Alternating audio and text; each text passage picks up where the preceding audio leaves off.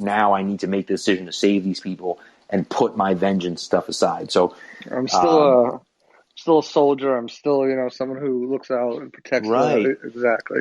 right, and so that's going to be interesting to see kind of where he goes from there, and how he becomes what he becomes later on. I think he's going to fight with that and be kind of I don't know if he's going to necessarily be a villain, but I think certainly he's going to be an anti-hero. And again, we've talked about this before, like the Thunderbolts somehow or something, Thunderbolts / Dark Avengers, whatever the case may be. But like, Val is, I think, setting something like that up.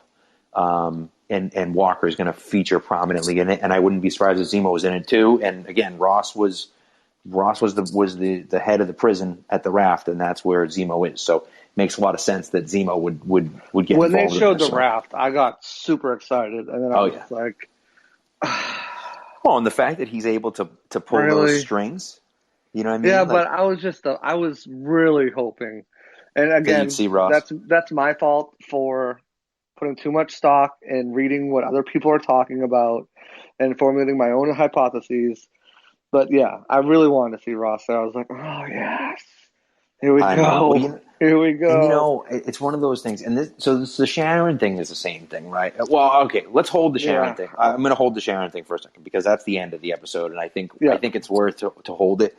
I will say there's a great scene with Carly and another one where this is like it's a little bit more subtle, but again, like this great technique of like at the end of her fight between her and Sam, there's a moment when the shield is on the ground and a gun is on the ground, and she has the opportunity to pick up either one. Right? She could pick up the shield, she could pick up the gun, and the guy had this conversation with her 3 episodes ago, or whatever, saying that like I never believed there could be another Captain America until I met you. Basically saying that she is this leader, and she had that power, that ability to be that leader that everyone needed and wanted. And instead of doing that, she chose violence, right? And that was scene multiple times, 100%. And that scene was very symbolic. It was going to kill them all, right? Instead of and they were like, kill them. I thought we were just kidnapping them. Right. Like, we'll do what we have to do. Yes. And everyone else was kind of like, I don't know about that. Well, and that's the thing. But that scene was very symbolic of that because she had another opportunity to pick up the shield and didn't, and instead picked up the gun to choose violence, and of course ends up dying from the violence. So it's just I thought it was an interesting look at it because she is. I think she wanted she's a complex character, and Emily says it too. Like it's complex. She's a very complex character, and there's issues with the decisions that she makes and the things that she says. But like for me personally, I think that her goals ultimately and what she wanted was the right thing.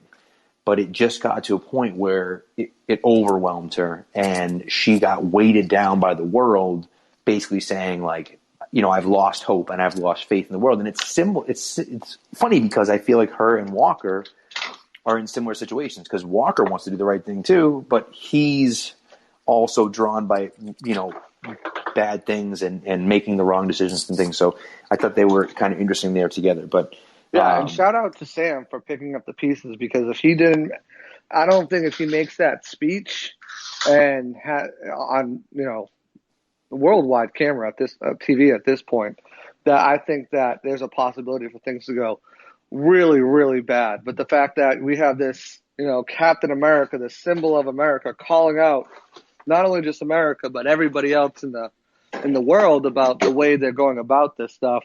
I think that kind of probably calms down the martyrers, it calms down the Avengers of Carly and stops total chaos from happening, and like Sam said, what happens if the next Carly's worse, so that was interesting. And I think he did that speech at the end was, I wish someone would give it to real world leaders. I know. I wish they would watch that and be like, because it's so true, when he says you have the power to, feed the world with a what did he say, with a whisper or something, or with a check, or you have the power to do that. Like, it's true, right? It's true. Like all these things are true, and it's because they're blinded by, greed and this and that, and it's not even a world that that is a blip that lost half the. Holy shit! There's a giant frog in my garage. It doesn't even have to do with like things that have to do with like a blip or anything. Like they're going through. It's real world today, Right. and it was empowering. I really got behind that speech. Well, it was awesome, and I think that that's what he's talking about essentially is that like you have like yes, Thanos destroyed half of the world, killed half of the world, but now you have the ability to now what you're doing essentially is doing the same thing, getting rid of half of the world and telling half of the world that they're useless and they need to go somewhere else, and it's just kind of like we'll figure this out. And he's just saying like these are hard choices and we don't fully understand, right? And so like, but I love the fact that he's like, you get it now. Like you understand. Like we all have now a common issue. It's not an issue of black versus white. It's not an issue of this or that. It's like we're all dealing with the same thing. So let's all deal with it. Let's not have people like you and like it's the political thing again. And listen, this is where some people got upset because they're like, well, you turn it into political stuff and you did that and you did this. But it's like, well, number one, Captain America was always very political. Number two, when Sam took over in the comics, his first act as Captain America was to come out and make this like crazy speech, not crazy, but this like amazing speech, very politically driven about like change and helping others and doing it. So like, that's what the character is, and that's what it's supposed to be. And they attacked it in the right way. I thought they looked at it and they had a great perspective with it. And again, it was real, right? They could have just said, yeah, whatever. Like we can, we'll just pass it on to Sam and it'll be this great hunky dory thing and no big deal and this and that. We can gloss over all that stuff. But they had those hard conversations. They brought Isaiah in. That's another part of it that I love that we'll talk about. But like, they had those tough conversations and they made it challenging and they made it uncomfortable at times. And that's that's the whole point. Like that made it so much more powerful when he took over. And then he was the one that was brokering the deal saying like, yeah, she was wrong. But he's like, now you're using words like terrorist and thug and all these things that like, you dehumanize these people and don't do that, and it was just so powerful for me because like it's just that's what happens in the real world, right? And so just extremely well done, by them. And you're right about that, Emily. That speeches really haven't been, really haven't been one of his things. He was kind of emulating Steve, but I do think like he really felt that way. Like he hasn't been vocal, but again, it's like it's one of those things. So if you watch Spider-Man: Far From Home, they say the same thing. Like we miss Iron Man, but someone needs to step in and be the next Iron Man, right? Like maybe I'm not Iron Man, but like someone needs to step in and be the next Iron Man. Well, Captain America is not here anymore, right? Steve isn't here, but like the world needs a Captain America, right? They need not just Captain America in name, they need a Captain America in what he does. So am I going to be Steve Rogers? No, but I do need to emulate some of the stuff that he does. And what I need to do is broker these deals with peace and with, coming together and everyone kind of having a say in those things. And that's exactly what Steve would have done, And he just spoke from the heart too. Like you could tell he was, digging on past experiences that we've seen throughout the episodes. It was definitely good. It was it was definitely a good part of that of the finale, and then it kind of sequences in, to something that kind of hits you, that's important and hits you in the feels. Like it makes you look at it and be like, okay, what this guy is talking about, is real, and like this needs to be said like now, like in this world. And then it switches over, and then it gives you something that like just hits you right in the heart with the whole Bucky situation, where he goes to Yuri's afterwards. And you know I kind of wanted a little bit more of that, more of the conversation. But I think they did a great job kind of just setting that scene up to set up the.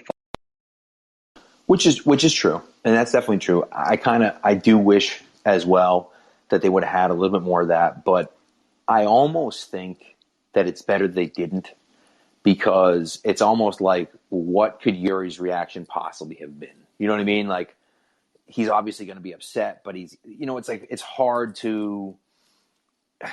kind of hard to show that scene, almost because, like, how could they possibly get his reaction right? You know what I mean?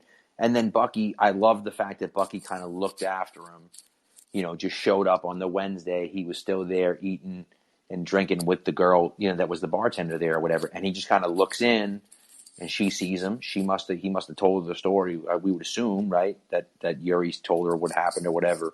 And so, like, he just kind of like, okay, good. Like, he's okay. And that's enough. He doesn't have to be in his life. He's not going to be in his life, but that's enough. And I thought that was kind of cool. I love the Isaiah thing. And so one thing about Isaiah that I didn't realize, but his nephew actually becomes Patriot in one of the comics, and actually becomes a leader of the Young Avengers. So he might play a role here. It seemed like they might have been kind of hinting towards that. Who knows if that's the case or not? But them going to the room there, man, was so powerful and so awesome. And, like, just, man, with him finally breaking down and being upset and, like, crying it out and, like, really being seen. And on the plaque, it says that black soldiers were experimented on against their will. Yeah. And what that means is that he doesn't have to worry about anyone coming after him to silence him, because now it's out in the open, right? So now it's like, hey, this happened. So, like, we don't need to silence this guy because it's already out there that it's happened. So for him, I think, like, it was equal parts, like, oh my God, like, thank you that like, I'm finally noticed, but also, like, I can finally breathe because I don't have to worry about hiding anymore from this government, right? And that almost makes it even more sad when you think that he's been living, without being recognized, but also living in fear that they're going to kill him and or his family because of this secret that's been there. So, that was pretty powerful at the end, I thought. Yeah, I mean, and that's been like the direction too, is, going back to that what was it, the second episode when Sam finds out and he gets, almost gets arrested for mistaken identity. Then the scene with Isaiah Bradley when, he talks about how, you shouldn't, what that shield means, and that he shouldn't pick it up, and, he shouldn't want to pick it up for everything it stands for, to kind of getting the justice for, what happened to him and what he had to go through. It was a nice arc for, for discussing race, obviously, but also for Isaiah Bradley too. Right, that's true. And I did think, like, I love the fact that he said, like, I know that there are millions of people that hate me every time I pick up this shield, but I pick it up anyways, and I deal with that because it's what I have to do, and so that type of stuff was awesome. And, we know that happens. Like, that's what happens. Like, we hate you because of the way you look, or the way, or what your name is, or what your gender is, or who you love, or whatever, just because, and I deal with that anyways. And you know what? Not only do I deal with that, but I'm going to fight for you anyways. Right. And so, like, whether you like me or hate me. Right. And so it was just that whole thing was powerful. Now, let's get into the Sharon thing, and then I want to get people up on stage here. Let's talk about the power broker. So the Sharon thing, and I know you DM me right as you were watching, you're like, bro, like, what the hell, man? Like, and really? I kind of felt the same way. But I will say this, although it was, and someone mentioned, I think Ty mentioned, was he a Skrull? Is she a Skrull? And I suppose that's possible, although unlikely, but possible. But, it was probable, but I feel like they've just been telling us that she's a power broker. Like, they have been telling us she's a power broker since, like, episode 2, basically, right? Like, they've been basically saying, like, she's the power broker since the beginning, since we met her. I feel like it's our fault. Right, it is, and this we did the same thing in WandaVision. We When went